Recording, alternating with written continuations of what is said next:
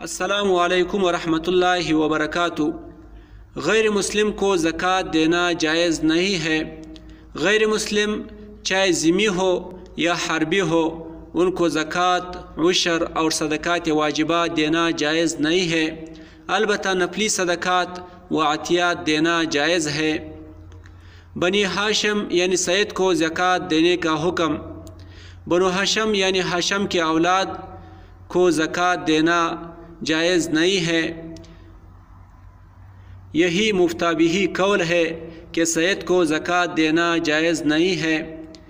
جس کی صرف ماں سید ہو اس کو اور باپ سید نہ ہو تو اس کو زکوٰۃ دینا جائز ہے، کیونکہ نسب والد کی طرف سے ہوتا ہے، والدہ کی طرف سے نہیں۔ اور وہ شخص جو سید ہو یعنی مشہور سید سے ہو لیکن اس کا شجرہ نہ ہو تو اس کے بارے میں حکم یہ ہے کہ ثبوت نسب کے لیے عام شہرت کافی ہے، شجرہ ہونا ضروری نہیں۔ اس لیے عباسی کو زکوٰۃ دینا اور اس کے لیے لینا جائز نہیں ہے۔ اس کو زکوٰۃ دینے سے زکوٰۃ ادا نہیں ہوگی۔